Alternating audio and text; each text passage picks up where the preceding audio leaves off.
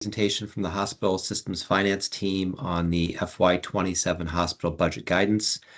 We've received a lot of public comment, and the staff has made a couple of changes to their original proposal.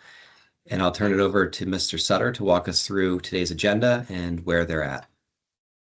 Thank you, Chair Foster. Give me 1 second to get the presentation up.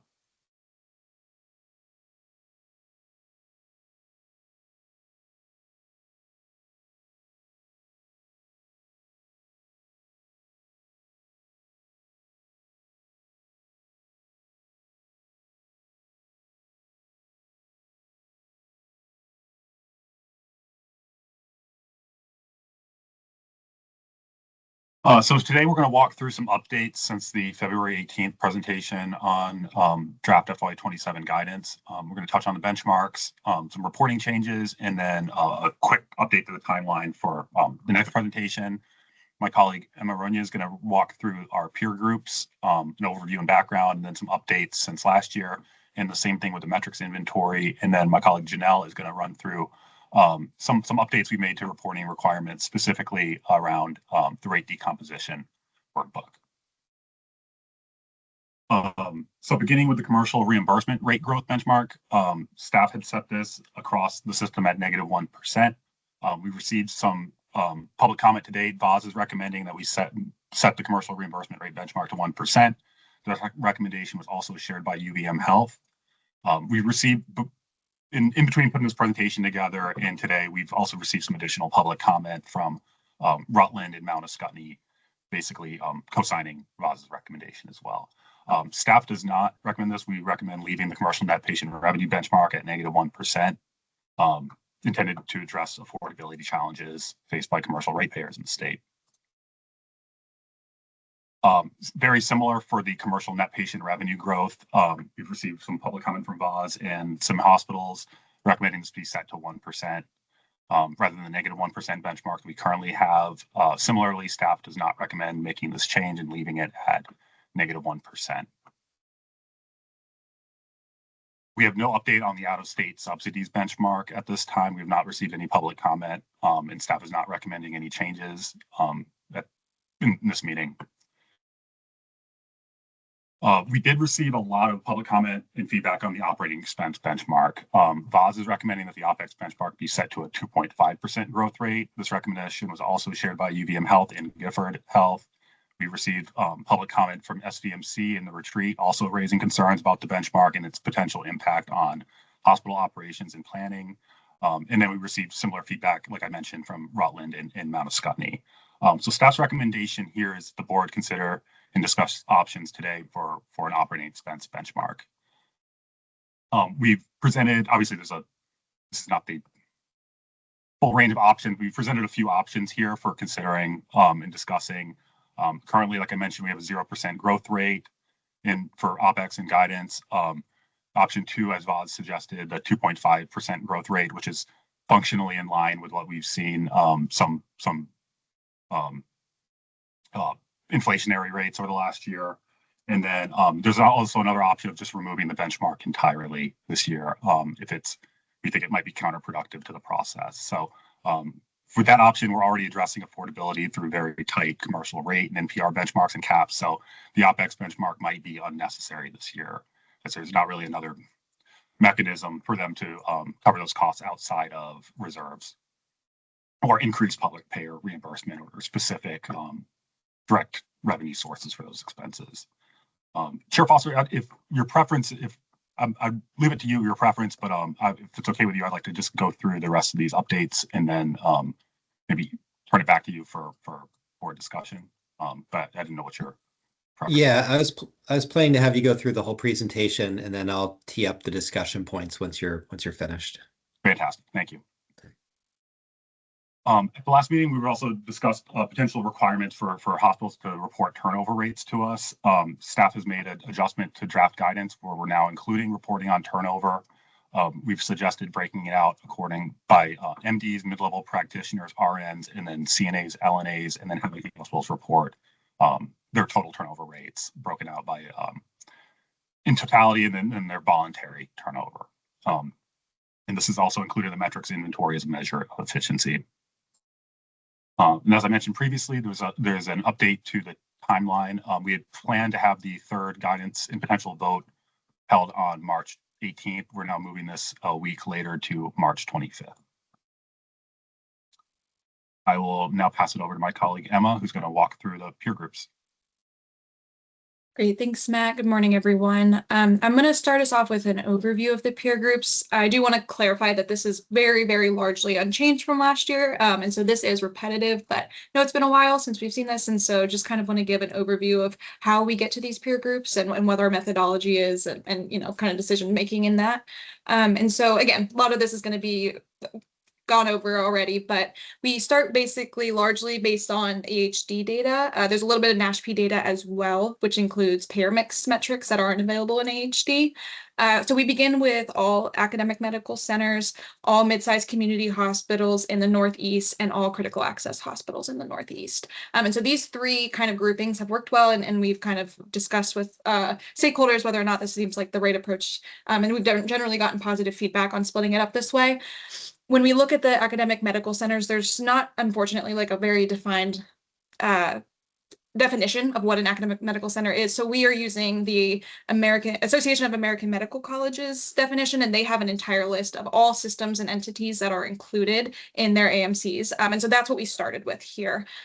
For the mid-sized community hospitals and the critical access hospitals, those are, again, like I said, all just selected from AHD if those are hospitals in the Northeast.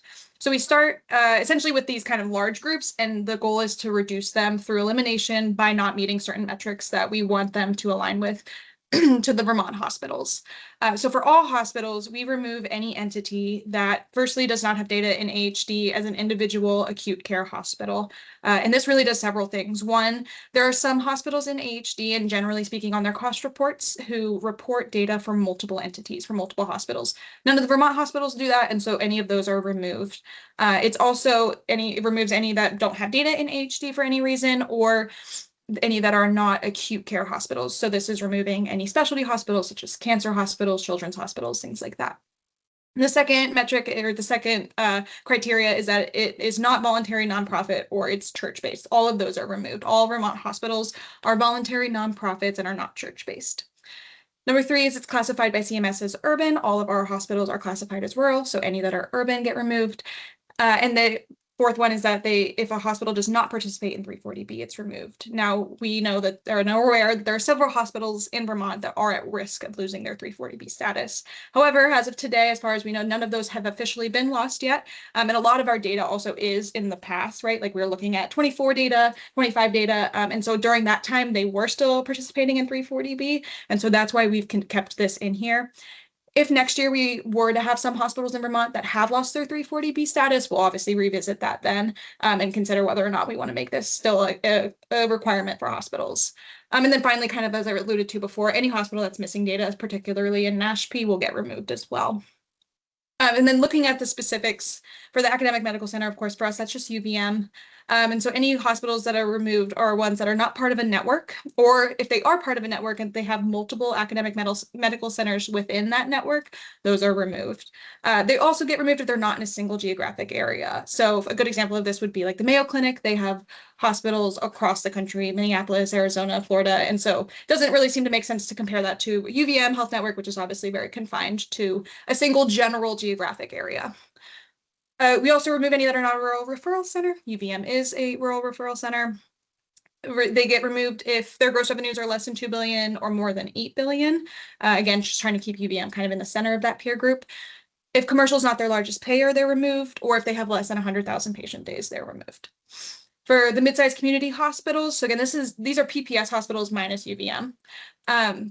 They get removed firstly if they are in the academic medical center or the critical access hospital grouping. There is no grouping for a mid-sized community hospital, and so we have to take all the hospitals in the Northeast and remove AMCs and critical access hospitals first, and then we get to that final grouping that we can then apply these to.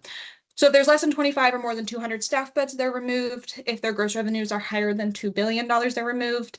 If their combined commercial and Medicare payer mix is less than 60%, they're removed. Or if their individual Medicare payer mix is less than 20%, they're removed. And again, this is all based on the characteristics of the Vermont hospitals.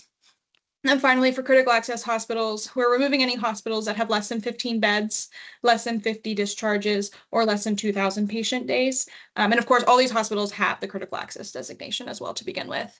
And then finally, if their payer mix is either less than 20% Medicare or less than 10% Medicaid, those have also been removed. And again, that's all based on the critical access hospital data. So on the next slide, these are really the updates, and I really want to emphasize the differences here and that there's very little. So for academic medical centers, the only change we made was the gross revenue range was increased. This is because UVM's increase. There was the increase in UVM's gross revenues from FY23 to FY24. So those movement within the peer group is largely due to that gross revenue change. And so there were a couple that were added because of that. And as well as changes in 340B status, as well as changes to CMS designations. So for example, one of the hospitals was designated now as urban, and so they were removed. And so in total, 4 hospitals remain the same from last year. 4 were removed and 4 were added, just happened to work out that way. So there are a total of 9 in this category, including UVM. For the mid-sized community hospitals, there was no methodology change. This was the same way we did this last year, but there was still some movement in the peer group, again, largely due to changes in the 340B status and a drop in Medicare payer mix. So 10 hospitals in this group remain the same. 4 were removed and 2 were added. So there's now a total of 17 in this peer group, including the 5 Vermont hospitals. And then finally, again, for cause, there's no methodology change here. Same way as last year. Movement, again, was due to the 340B status and the drop in the Medicare payer mix. So there were 19 hospitals that remained the same for the critical access group. 4 were removed, 4 were added, and that includes a total of 31 hospitals, including the 8 Vermont critical access hospitals. For the metrics inventory, oh, you can go back one, Matt, sorry. No major changes to the structure. We were just kind of introducing this because we had this ready for the second round. Additional metrics have been added as mentioned. So we included turnover rates as mentioned. There's a couple other small things that were added. Generally speaking, the categories of the metrics include access, benchmarks, clinical productivity, community benefit, financial health, operating efficiency, price, and quality. So those are kind of the large groupings, and obviously there's many within those. And we're really just, this is putting this out here to let everyone know that it's available. And we're really happy to get any feedback or suggestions for additional metrics that may want to be considered. We've gotten a lot of feedback in the past on this and have tried really hard to, ensure that all the opinions have gotten in there and that we've tried to make it as robust as possible. But I'm sure there'll be continued additions as we get more public comment. Talking about reporting requirements, starting with the narrative, just kind of wanted to give a high-level overview of what this is going to look like. So we have the executive summary. This is largely unchanged. It's an executive summary, right? Every hospital kind of allows them to set up their budget, set up kind of their argument and how they're going to present their budget overall. In the background and service line changes section, there are questions on your corporate structure, service line changes, and outsourcing.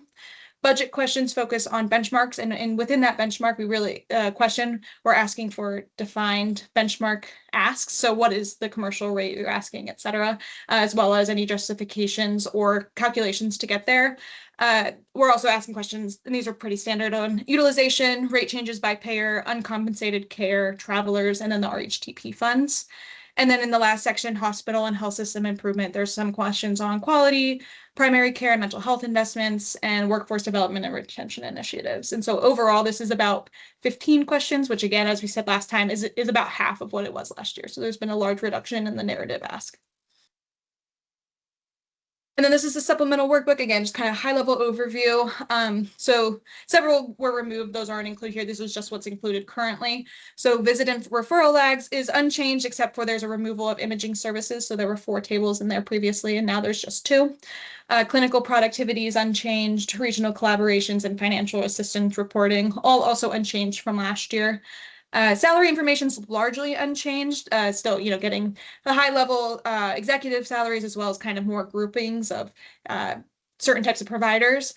We did add a little bit of clarity around what we were asking for, whether it was budgeted or projected. And then there's also a singular cell at the bottom for the salary of the lowest paid employee who delivers direct patient care. Hospitals, remember last year, this was a new requirement for us in statute, and so we had to send this out as an RFI. So we're just including it in the template this year so that we get it all at once.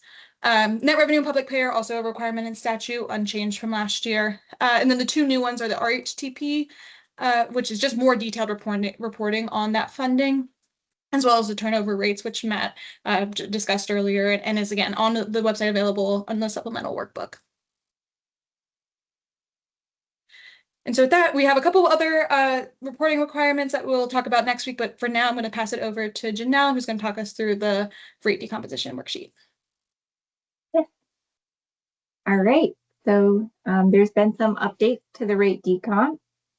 There's no significant methodology changes, but there have been some updates to hopefully make it easier to interpret and easier for some of the hospitals as well.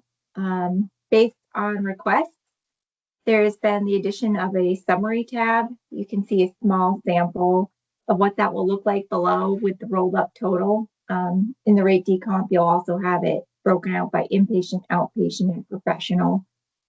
You can see, looking at this summary, you can see the rate request on the left, and then you can see the NPR growth in the next column. And then the contributors to that NPR growth off to the right. The purpose of this is to make the analysis a little bit easier to do. If I were to receive this particular rate decomp, I might kind of flag the big drop in NPR growth in Medicaid and ask about it. But this summary page allows us to spot that pretty easily.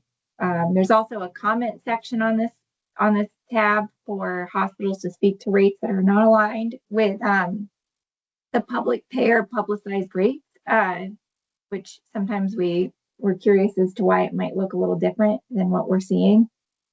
And I forgot to add this to the presentation, but if you recall last year, there was also a need for a bit of a drilled down view, especially because of Act 55. We really wanted to understand what was increasing, what was decreasing. So there wasn't really a clear way in the rate decomp to do that. So if that kind of drill down is needed again, there'll be an additional bridges tab to help kind of understand what's happening. And each component of NPR growth by payer can be broken out in that drilled down bridges tab if needed. So we can jump to the next slide. So each year, hospitals were submitting and approved for confidentiality requests for payer specific information in the rate decomp. For guidance in the upcoming rule changes, we will be marking as confidential certain items from public inspection and copying. And hospitals, will not need to submit a confidentiality request. The intent is to have this apply to commercial payer specific information in the rate decomp. So it's basically eliminating one step in the process. They'll still need to submit an redacted and unredacted versions, but they won't need to submit a full confidentiality request for items that are pre-marked as confidential. Okay, now we can jump to the next slide. So this is an alternative method. Some feedback we received is that the rate decomposition is difficult to fill out. Conceptually, I think there's some slightly more intuitive ways to think about it. So the rate decomp, I'm sure a lot of you are familiar, there's kind of broken out into two parts. The first is NPR by payer, by major service line. We collect prior year actual, prior year budget projections, and then current year budget. And then we look at budget to budget for guidance for the budget process. And then the second part of the rate decomp is the drivers of that NPR growth. And as many people know, it's utilization, payer mix, other, and the rate. So in the original rate decomp, we would explain it like, if you were to, for example, for utilization, if you were to hold everything constant for prior year except utilization, where would NPR land? The new method says this is the NPR growth you're expecting. What's the rate request you're asking for? And then you can input the NPR growth as a percentage. So if we look at that out of state Medicaid line, you can see that they're expecting 35% NPR growth. And that's split pretty evenly between utilization and payer mix. And then rate is pretty much flat. So currently this is in the data validation phase. I've been pulling in rate decomps from last year and testing them through the model. So it's working okay. I just need to wrap it up. Hopefully by the final guidance vote. And that concludes the rate decomposition. And if you have any feedback on what would be nice in that summary tab, if you want any other kind of view, or anything else on the analysis, that would be great. And I'll turn it back to Matt. Thanks, Janelle. And so the last slide, just next steps. We know at the next meeting, we'll probably have to address more than this, but we definitely want to discuss some modifications to guidance for the Brattleboro retreat. We're going to be meeting with them over the next couple of weeks and seeing if there's any standard modifications we want to bring to the board for approval.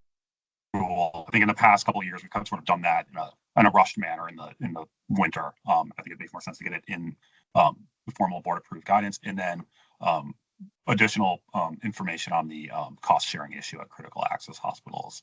I do also want to mention any changes. I think we mentioned this at the first meeting, but just to update folks, any changes that we've made or are making to draft guidance will be reflected in a change log on our website. That there's a direct link on the hospital budget page to that for staying up to date with any changes we made as an outcome of this meeting or prior to meetings. But Chair Foster, I'll turn it back to you. Thank you, Matt, Emma, and Janelle.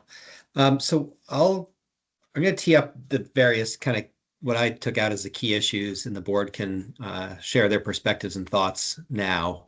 And then I'll open it up to other issues that I missed for the board to discuss. And Matt, if you could bring up the slides, it might help guide the discussion. So we're not voting today. I think it's really just a chance for the board to give staff feedback and for each of us to hear the other's views.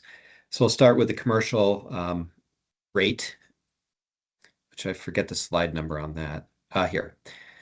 The staff recommended a minus 0.1 commercial net patient revenue benchmark. Oh, sorry, go to slide 2, Matt.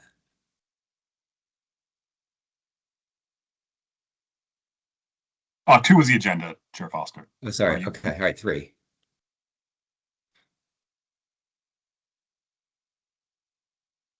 Oh my gosh. Yeah, there's a typo there. Sorry, yeah. there's a typo in here. Yeah, it says NPR. I meant right there in that first sentence. No, that's fine. Yeah, that's what I figured out. Okay, so the first topic is discussing the commercial reimbursement rate benchmark, which staff said recommended -1, and VAS and UVM said was 1. And of course, the board can choose any number it wants. It's not wedded to either of those numbers. I'll start by saying that I think -1% is quite reasonable in this environment. Arguably, it's even high. But I think as we shift and there's a lot of changes happening, -1% rate benchmark is appropriate. And I just wanted to open up to the other board members for their perspectives on this one.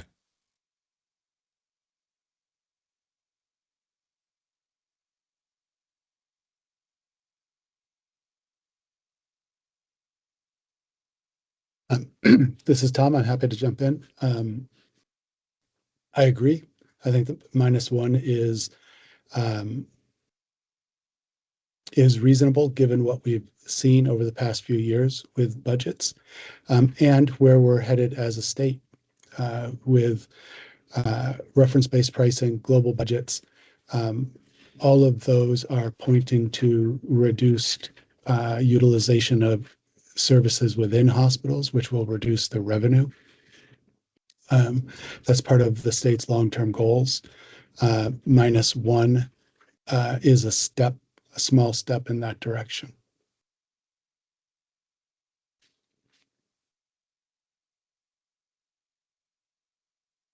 Member Holmes? Sorry, I'll mute myself. For reasons outlined, I support both the -1 in terms of the commercial rate and actually the -1 in terms of NPR growth. Prices are high. We need to move towards reference-based pricing. So this is a step in that direction. In terms of the commercial NPR, we're only capping commercial NPR. So we're not capping Medicaid and Medicare this year. We have an aging population. People are going to be transitioning off of commercial onto Medicare.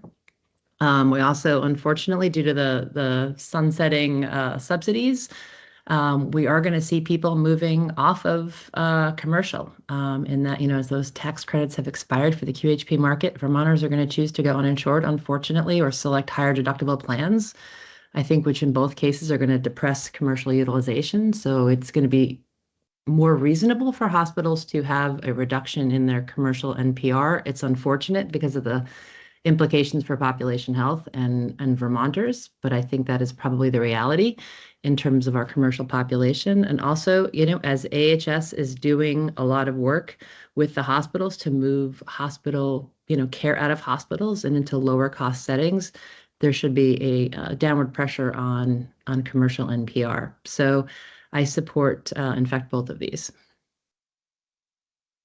Thank you. Member Merman?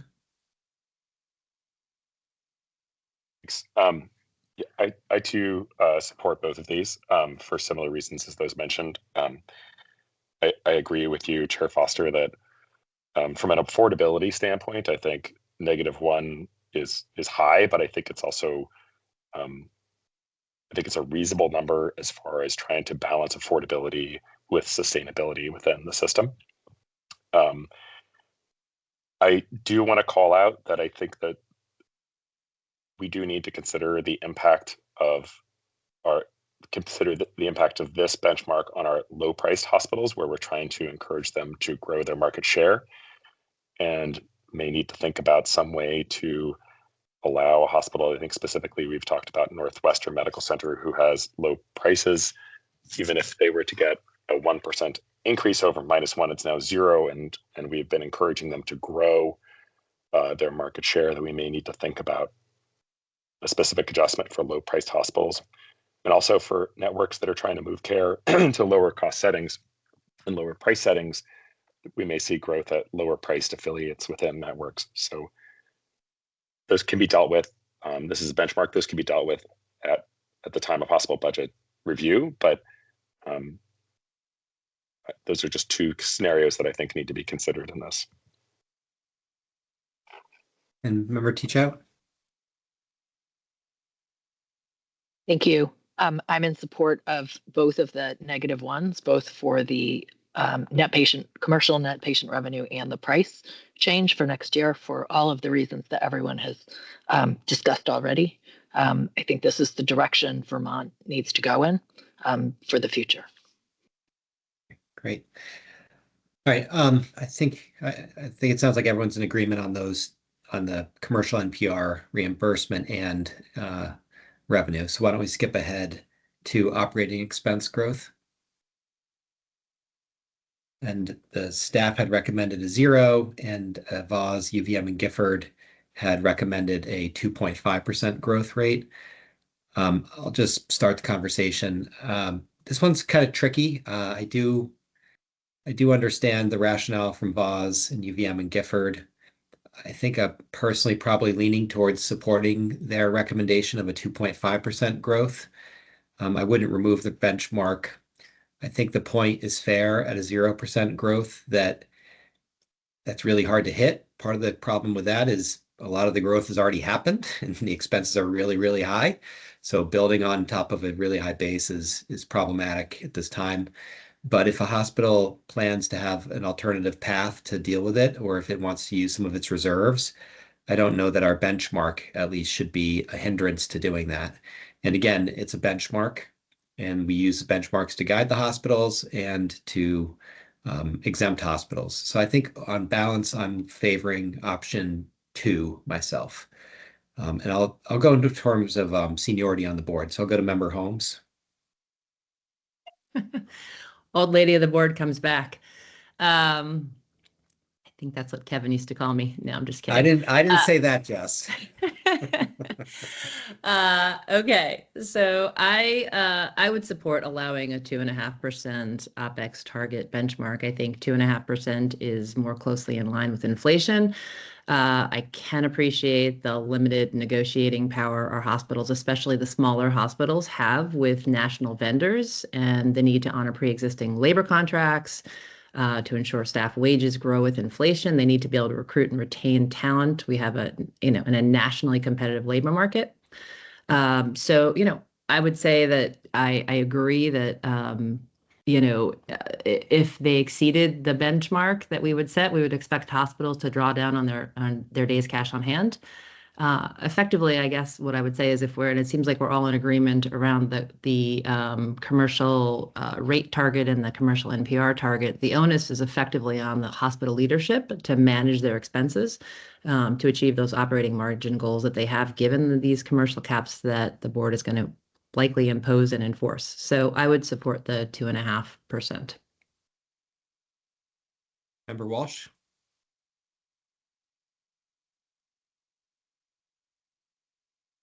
Thank you. It's great to have the opportunity to hear how others are thinking. It's also been helpful to read the public comments. There is quite a bit of compelling commentary there. My concern is that inflation is not only happening at hospitals. It's happening across the state. It's happening to all of our small businesses, large businesses, and individuals. And the rise in prices for healthcare have far outpaced inflation and far outpaced any wage increases for Vermonters. So I understand inflation is happening, but I don't understand why we would think that it's happening more, or it's more important that it's happening at hospitals. Second, I think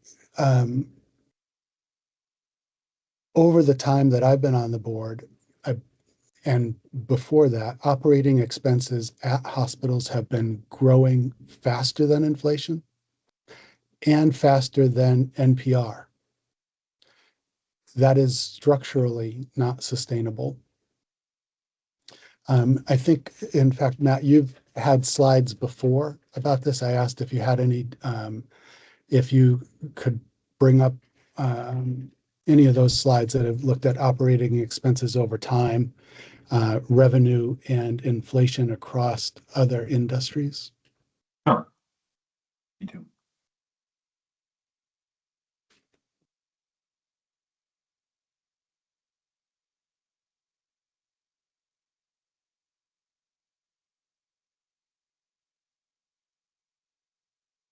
And Board Member Walsh, you give me 1 minute just to orient people to this graph. I'd appreciate it.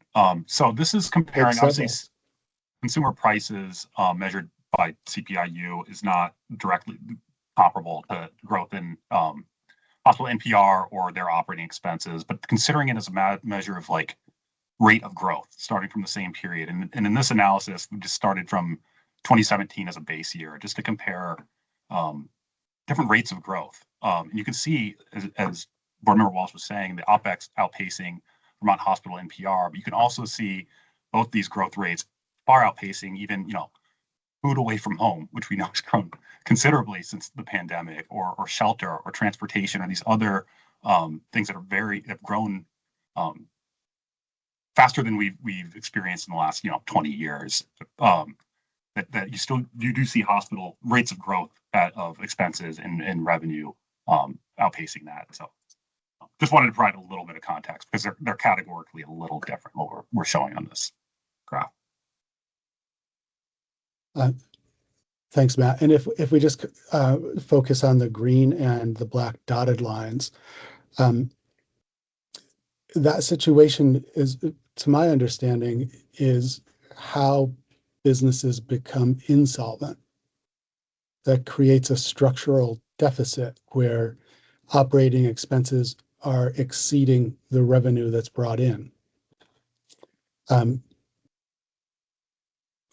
We've just talked previously that we are setting guidance to reduce revenue coming in this year.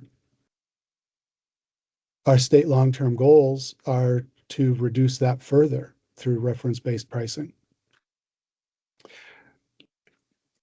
So a 0% increase in OpEx this year, in my mind, is merely setting the stage for reductions that will need to happen in follow-on years.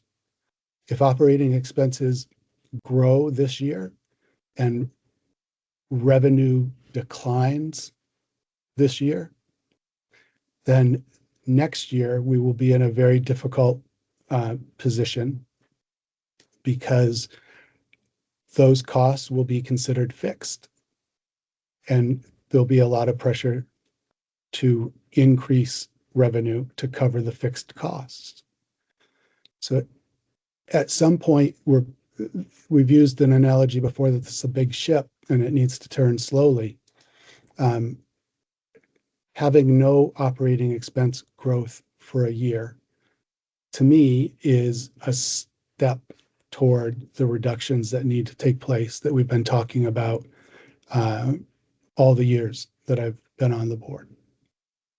So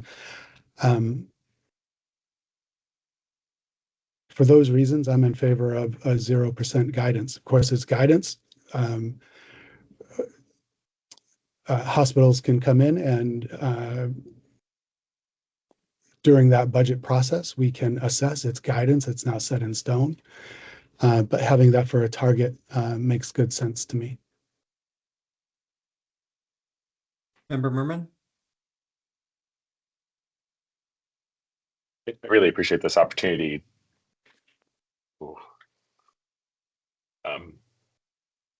Does anybody hear echo, or is it just me? I don't have an echo. Right. So I really appreciate this opportunity to hear other board members' thoughts on this, and I think many of these comments are very well reasoned and intelligent and helpful in guiding my thoughts. I don't think they actually contradict each other all that much, although there's different conclusions made. I agree that for hospitals to remain solvent, they need to control their expenses as opposed to just continually increase revenue. The state can't, Vermonters can't afford continued increases in prices and NPR growth of the hospitals that are outpacing other communities nationally. And that this is a benchmark. It's not it's guidance. It's not set in stone.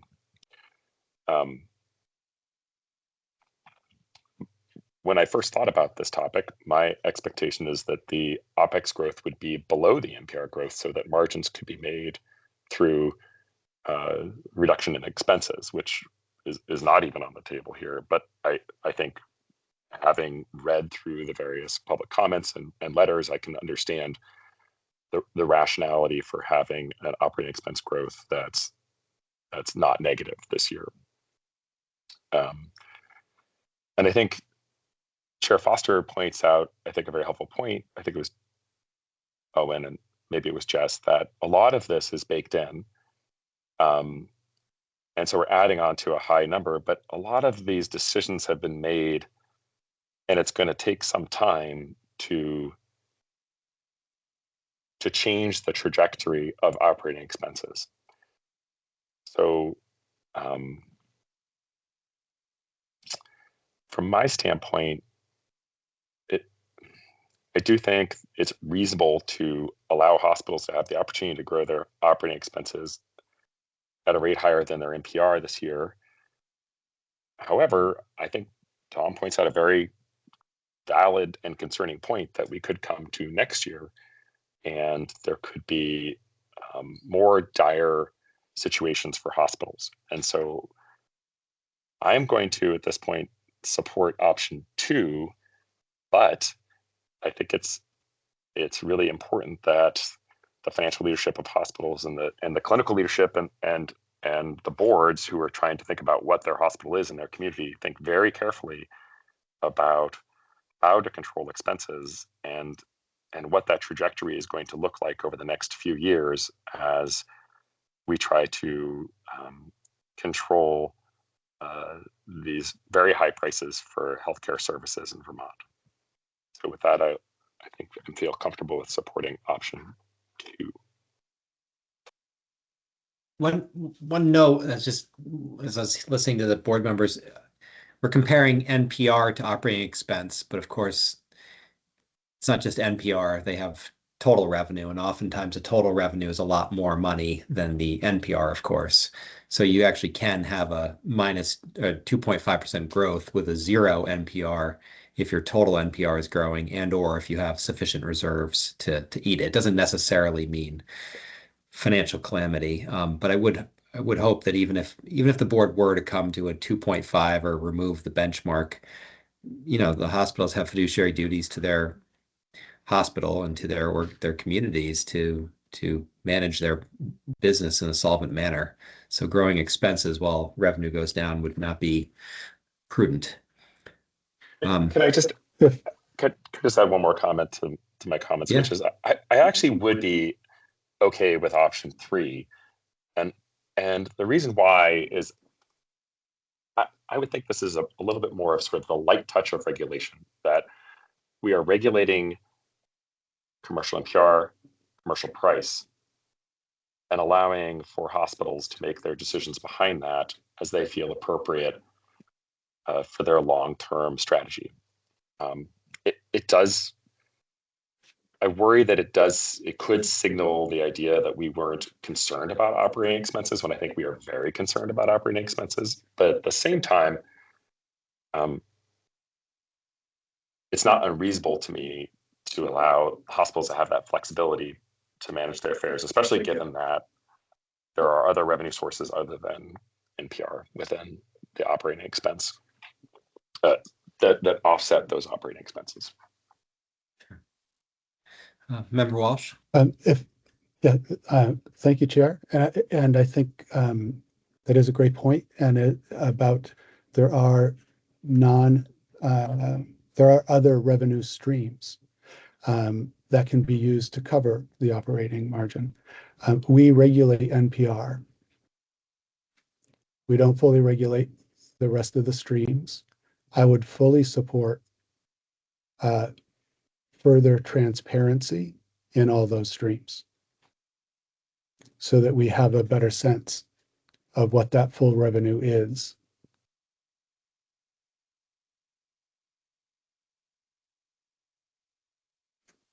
Thank you. I think we do get that. I think we do get, maybe it's not as granular as we might want, but I know we definitely get a lot of that information. We don't regulate to it, but we definitely get it. Member Teachout? Great, thank you. So just to start out with, my concerns here are that when hospitals have expense growth that's significantly more than their commercial revenue growth, that we could end up with hospitals with negative operating margins if they choose, rather than to seek efficiencies, to spend down reserves. So I don't want the difference between what we've approved to be super great. Right now, what you're proposing with option 2 is a 3.5% differential. So if we're going to go in that direction, maybe cut it down a little bit, maybe 2, 1.5, something like that, or 2, 1.5. So the other things that I think about is that this year, with the rural health transformation initiatives and the efforts being made by hospitals, we actually have the opportunity to lower expense growth more than we have any time previously. And hospitals have the supports that they've never had before to do this kind of work. I did read all the comments, and I completely understand the pressures on hospitals' expenses.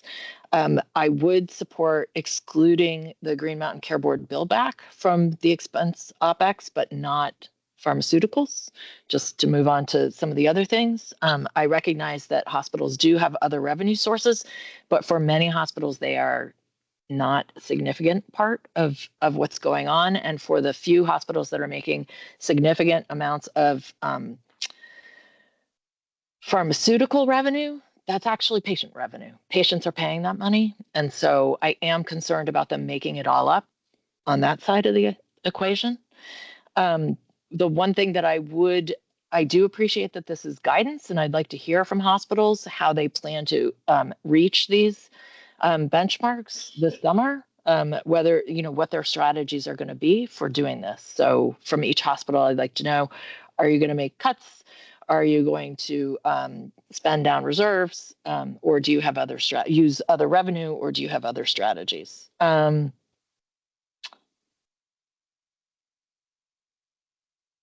think that those are my thoughts. So I'm unlikely to support option 3. I'd prefer option 1, and I could go with option 2, but I'd like it to be a smaller number. Thank you. Thank you. Maybe this is something we can get feedback from staff. I also wonder if we had a 0 growth on operating expense.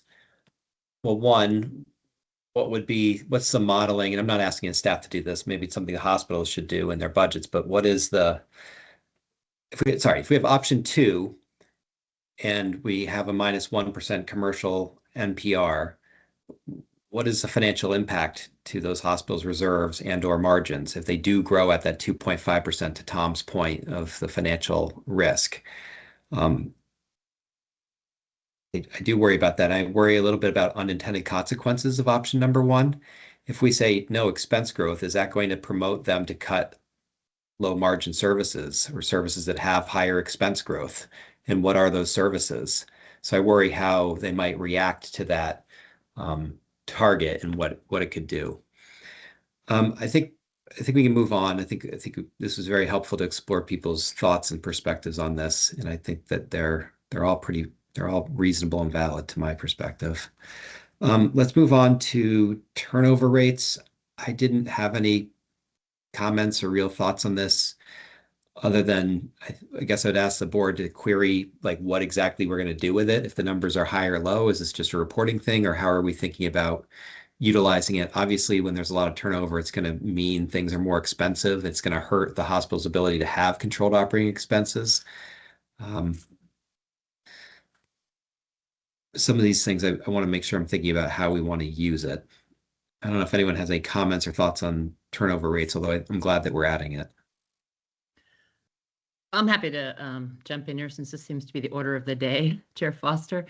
I am actually really happy that we're adding these turnover rates to our data collection. I think understanding and tracking turnover gives us new information that we haven't had before about efficiency in hospitals to the degree that it reflects how well an organization, manages and retains its existing workforce. We have workforce challenges in the state. Labor is one of the most important and costly inputs in a hospital. So understanding the efficiency and the turnover rates is really critical.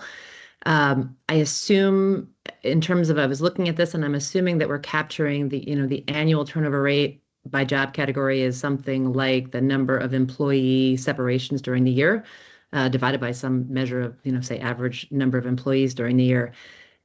And I'm assuming that the voluntary turnover captures separation initiated by the employee. This, I guess, is a question for Matt. I'm assuming that would exclude firings, layoffs, position eliminations, things like that. Is that right, Matt?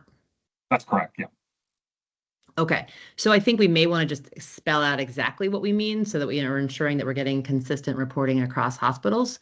I think in future years, it might be really interesting, but I wouldn't say for this year to capture first-year turnover. I think that's a sign of onboarding or workplace culture problems. But I would say to you, Chair Foster, I think this is a really important measure of efficiency. And when we're seeing high turnover rates, it probably is also, correlated with the need to hire contract labor. And we do capture information about contract labor and travelers and all of that. And I think that's, these are high cost areas for a hospital. And they, give us information about some of the financial stress related to labor. I do want to propose, actually, I've thought about this since the last meeting, and I wanted to propose adding vacancy rates by job category. I think turnover captures information about retention issues, which I think really is important and we need to understand. Vacancy rates define something like number of unfilled positions divided by total budgeted positions can signal recruitment issues. And I think both are really important for the board to understand with, as it relates to workforce stability, labor efficiency, financial stress, as I mentioned, related to contract labor and the need to hire contract labor, and frankly, the sustainability of clinical services. So that's going to be, I think, important for us to know as these hospitals are under financial stress.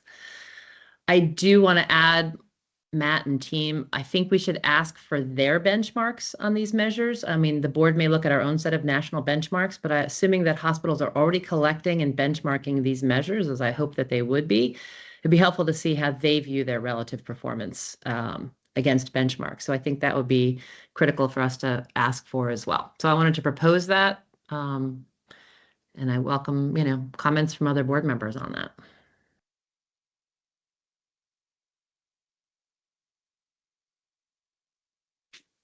Happy to jump in and maintain the order. I have no difficulties with adding this to our guidance. I think Member Holmes had some terrific comments, and I fully support the desire to better understand efficiency and productivity, particularly when some of the public comments we've had about operating expenses talked about the need to expand staffing. Those type of comments do catch my eye when I recall over the past 4 years seeing productivity numbers that were far below peer groups. And so low productivity numbers, low efficiency numbers, churn with turnovers, all of those point to places where operating expenses could be better managed and better understood. So I'm happy that this will be part of the reporting as we keep trying to understand productivity and efficiency.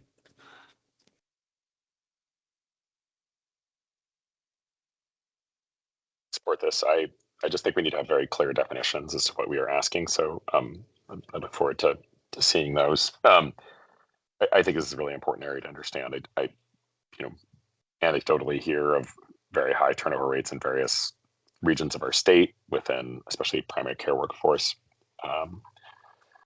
APPs and physicians, and that's incredibly disruptive for patient care, incredibly expensive, leads to high operating expenses, challenges with clinical efficiency and productivity. So I think starting to understand this topic is going to be very helpful, and I think it's very helpful to actually have the conversation with our community at large as to what this is and the impact into our healthcare system. And I'll jump in at the end. I'm supportive of asking for this information, but I'd like to ask for it in a way that matches whatever we plan to measure it against.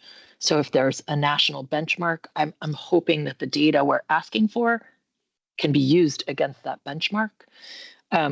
That is the most important thing for me here. And then the second is, I guess I'd love to know what you mean by voluntary turnover specifically. So I think definitions will be important here.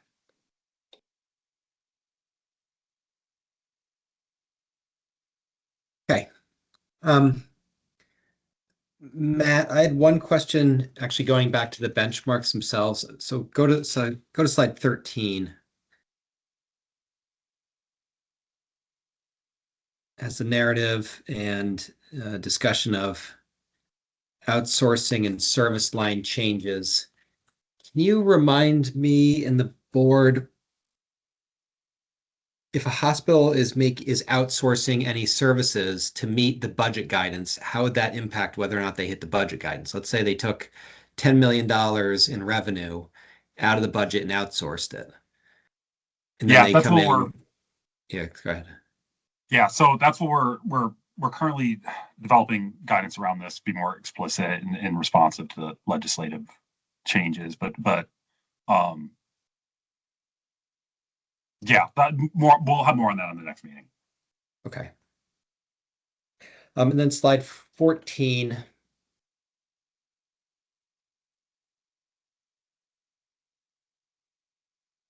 On salary information in the past, sometimes it was like an average for the group rather than each specific position.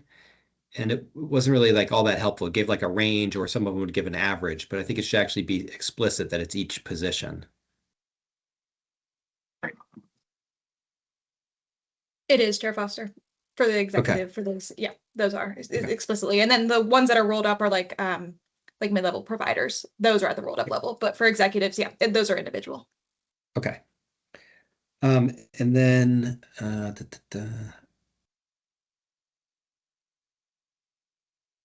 as a reporting requirement, do we have a reporting requirement for outsourced services?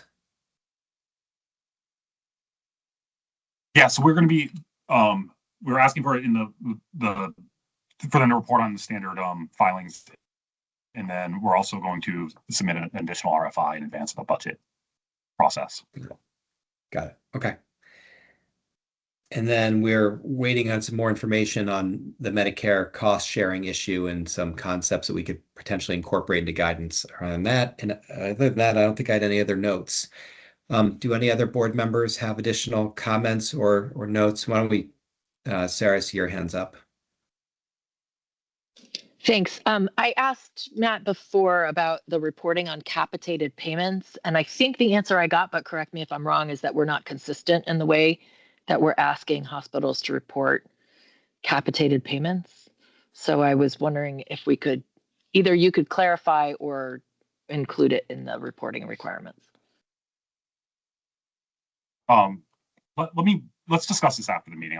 We'll make sure we get it clarified, but want to make sure we're.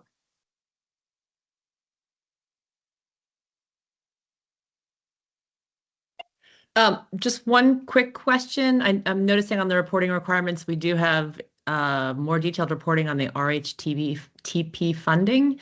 Also just want to make sure that we're asking for information about the AHS approved hospital transformation plans. Is that somewhere in there? Emma, correct me if I'm wrong, but it's in the narrative questions, if I'm not mistaken. The transformation plan, member Holmes, is going in. I think that I believe where we landed is collecting that before the budget. So because those I think are, from our understanding, are going to be ready around April, and so as soon as those are ready, we'll be collecting those pre-budget. So that's why they're not in guidance. Got it. That's wonderful. Thank you.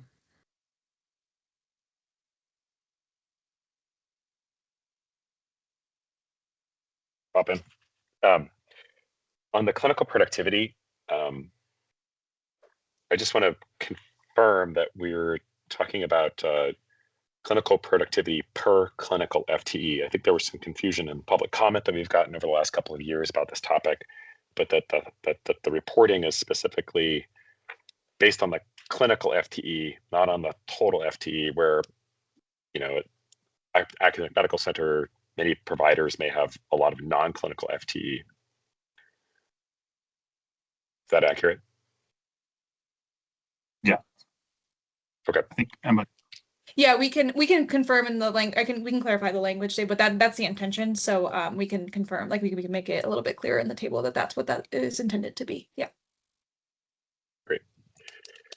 And then not on this list, but I think kind of maybe relates a little bit more to Janelle's work, is because we've been talking so much about cost sharing lately, how to think about where cost sharing is reported with regards to commercial and non-commercial revenue. For instance, is Medigap plan from Blue Cross Blue Shield coming up under commercial revenue or Medicare revenue or self-pay?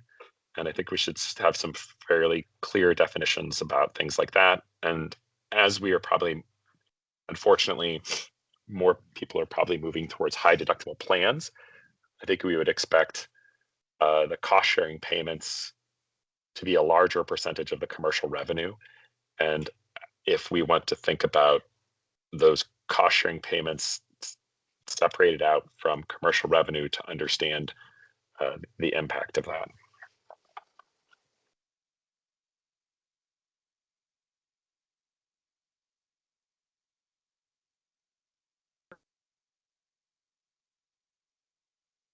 Thanks. I want to second Member Merman's desire to make sure that we are looking at clinical productivity numbers, realizing that particularly in academic medical centers, there's often a distinction between admin or academic time and clinical time.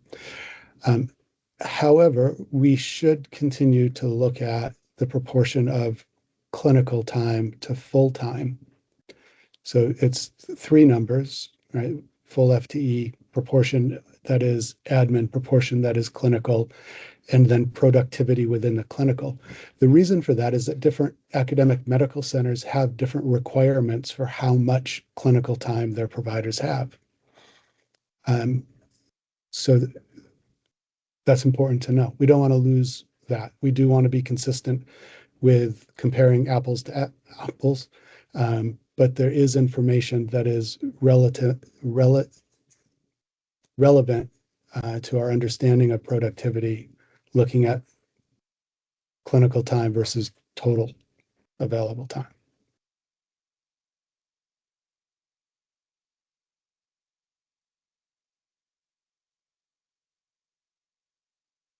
Any other comments?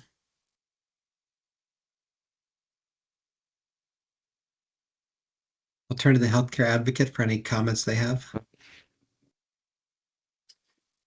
Good morning, Mr.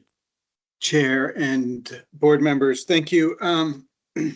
Generally, I think a high-level comment is I certainly appreciate the staff work on this, and I appreciate where the board members appear to be going generally on all the factors that are discussed. I think just a few details to Member Holmes's comments about loss of people in the individual market. I'll just report as of February 9th, DVHA is reporting a little over 3,800 people have left the market, and a little bit over 3,200 have moved to bronze. That's pretty significant, and this is evolving still. Looking forward to seeing March numbers, but predictably will get worse. So appreciate and agree with where the board is going on the commercial and growth rates, -1%, and also appreciate the conversation about OpEx and recognize the challenge, the multi-year and fixed nature of this factor. That makes it both hard to change and also important to put pressure on, but at the same time. So I think I liked where I heard Member Teachout going. Maybe there's a number somewhere in between. I'm going to just throw out a number of 1 or 1.5 as a way of recognizing both of those dynamics. Those are my comments. Thank you, Mr. Chair. Thank you, Mr. Fisher. And I'll open up to public comment via raise the hand. Walter? Hey, Owen, thanks. Member Walsh had a nice comment that I really agree with him about. And essentially, it's like, remember who's paying for it. And to back up what Mike said just now, we're entering a new level of desperation. I hear a lot of it online at my work. I will cite one example of one woman just to illustrate the point that she says she makes $1,700 a month. That's what she said. She lives on that. Her healthcare premiums are going to go up to $1,300 to $1,400 a month. Another woman said that her deductibles are going up to $30,000. And I do appreciate the -1%, but we need to remember that most Vermonters don't get the raises, don't get the wage increases to meet these rate increases, whether they're negative or positive. I haven't had a raise in 3 years, and if I have one this year, but it's a quarter of an hour. That's what we're facing. Another issue, I like Member Teachout's idea of the reasons for staff turnover, and as a staff member in another facility, I can tell you that a good part of the reasons for that are A, burnout, and B, exploitation. staff just gets sick of being run ragged for low wages, and that's one reason why they're leaving. So, and that's a big one. I'll yield the floor. Thank you. Mr. Del Treco? Can you hear me? I'm not in a normal situation here. Oh, thanks. Thanks for the opportunity. Before I make public comment on this important issue, I want to recognize the brave men and women of our Vermont National Guard, and the folks in the United States military in this moment. It's an important thing, and just want to acknowledge their service. As we talk about healthcare, I think, Walter, you pointed out how Vermonters are all grappling with the cost of everything, including healthcare costs. And I want to make sure that you all know that hospitals remain committed to identifying ways to improve their efficiencies and with the focus on sustainability and affordability. I just left my board meeting to come and make some comments, and I can tell you that every one of my board meetings and every one of my discussions involves how do we do better. And I'm not going to stop that, but we have other challenges too that I'll share. I also want to acknowledge the work that we collectively did last year. I think we put out a 5-alarm fire. I think there are hot spots that we still need to address, and there's more work to be done. So this is an important conversation. At the same time, our hospitals require appropriate and responsible growth to invest in their most valuable assets, which are their people. And secondly, we need to be able to invest in our infrastructure. We need to provide safe, clean, and modern environments to care for our patients. Part of this requires realistic and achievable budget guidance that supports these investments. I know that speaking to the hospitals, every hospital has a goal of adhering to the guidance.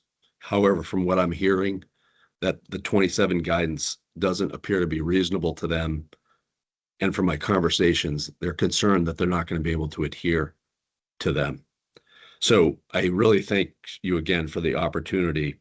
And I may not agree with all of these things, but there's some discussions that I want to have and some clarity. So I'll start with some questions. So is it the intent of the board to cap total net patient service revenue in their orders, or just commercial net patient service revenue in their orders? There's a difference between guidance and orders, and we know that they can be have different constraints. Second, how do we ensure that legislative activity doesn't go beyond or aligns with, I should say, sort of this guidance? There's some concern that if there's a reference-based pricing or site-neutral proposal that happens, that we could be in a much different situation economically than just this guidance. How are we working to align those things? I appreciate the 1% reduction conversation on rate. And I even think this goes to the chart that Matt put up. I do think that there are pressures beyond food outside and things of that nature, pharmaceutical inflation and things of that. When I look at growth post-pandemic, it's been about 3%. Our proposal of 1% bends that curve and actually saves money. If the board is still considering the -1%, would it consider it just on domestic carriers of Blue Cross Blue Shield and MVP, where we're trying to solve somewhat of a domestic issue here? I know that Vermonters have insurance outside of that, but I would like to understand if that's a possibility. I appreciate the deep conversation around the 2.5% operating growth from what you proposed and your options that you've put on the table. It's an interesting discussion, and I think as we look at all of these pieces and parts, particularly guidance, that distinction is significantly and materially important to understand how hospitals will be budgeting and planning for the future. And then lastly, I want to make a couple of observations about caps in general. When the Green Mountain Care Board has a cap on net patient service revenue, it essentially removes utilization risk 100% to providers. Today, we don't have commercial contracts to manage risk sharing, and I think we desperately need that. I don't think the insurance company can manage risk alone, and I don't think the provider can manage risk alone. So caps without tools to manage that creates imbalance, and depending where that sits, I think imbalance is bad. I really want to be passionate about this. Our hospitals are nothing without our staff. People care for people. And unfortunately, often increased utilization is tied to increased operating expenses. I've heard terms like out of control, runaway expenses. I think we're paying for people. 70+% of our budgets are our people. And maybe it's 60, 65, but generally in that area. So managing more operating expense without risk-sharing tools and revenues, as you've discussed, is not necessarily realistic. I know you all understand these intricacies and you've talked about them today. And I respectfully ask, while guidance is refined, we take into account some of these challenges. We need an environment that creates, I think, three things, and I call it the win-win-win mindset. And I think it's missing from some of our conversation. How do we improve the stability of our insurance marketplace? How do we improve the stability of our hospitals, who unfortunately have become a place of last resort for many Vermonters to receive their care because of the fractured ecosystem? And then how do we put downward pressure on premium inflation? Because that is critically important as well. And I think those three things, the win-win-win environment, is super important and necessary for us to meet our goals in the future. There's other things that were talked about that I think I want to try to key in on and address. There was some conversation around the rural health transformation funds. Hospitals are not supposed to be using those for operations. Those are for stabilization and things like shovel-ready project, maybe like EMR. Some of that is operations, but it's not intended to cover some of the things that we might be talking about here. And we need some more clarity on what those would be. The chart that Matt Sutter brought up, I think, is a very important one. I think it excludes inflationary factors that hospitals are facing, like pharmacy and other things that are driving the cost. Coming out of the pandemic, we all knew that we were going to have exorbitant growth, and we see those in the charts, and we see us coming back down. The board actually approved rate increases that were high. The board actually approved OpEx that was high because we knew we were in an environment coming out of a situation around the pandemic. I appreciate Emma's discussion around changing the number of questions to reduce administrative burden, but we just added administrative burden around identifying turnover and vacancy rates and those sorts of things. I'm not opposed to those. I just think there's takeaways and adds that happen. And then on the clinical productivity, I think it's really important. Many times in our organizations, if you don't have 2 or 3 physicians, you do not have a service. And that in and of itself lends to clinical productivity numbers that may look challenging or different. That's another area of thought or concern that I heard today. And I may have missed some things. I'm not sure. There was a pretty in-depth and robust conversation. But again, I appreciate the opportunity to speak, and I think we need to continue this, have the dialogue and understand the intricacies of what we're trying to accomplish. So thanks for the time. Thank you, Mr. Trucco. And I just wanted to recognize your comments. I think were really thoughtful. Totally agree with stabilizing the insurers, which are a lot of the commercial patients, stabilizing hospitals, and downward pressure on rate inflation. Not only, well, there's others to add, but one would be the stability of the rest of the system. I think is key to all of those as well. And that's a hard thing for us to do here. I don't have perfect answers to your questions. I'll have the staff get back to you on a couple of those. But one that I did want to flag is your point about making sure our guidance aligns with whatever might be happening in the legislature. It caught my ear because last year there was a pretty large financial change that happened at the end of the legislative session. Obviously, we didn't have it in the guidance. We know about it, I think, at the time of the guidance. And I don't know how to do that because we don't know the outcome of any legislation, and those things change so frequently and rapidly. But I think it's a fair point to be cognizant that there could be changes that come out of legislature that might change this quite dramatically in terms of the financial picture for hospitals or for the insurers.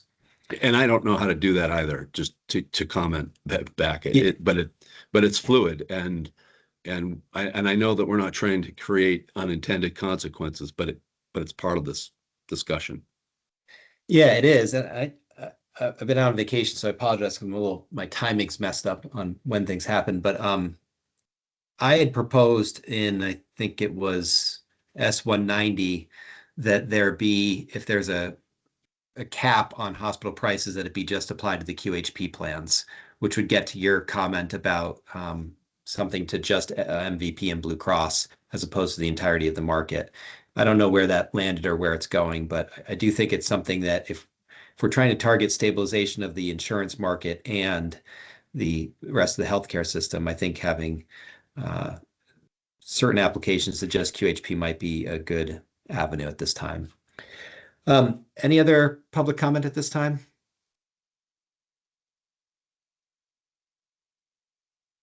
Okay, great. More work to come. I think we narrowed some issues, and I appreciate the staff for putting this all together and for all the stakeholder feedback. And I will move that we adjourn. Second. All in favor, say aye. Aye. Aye. Aye. We're adjourned. Have a nice day.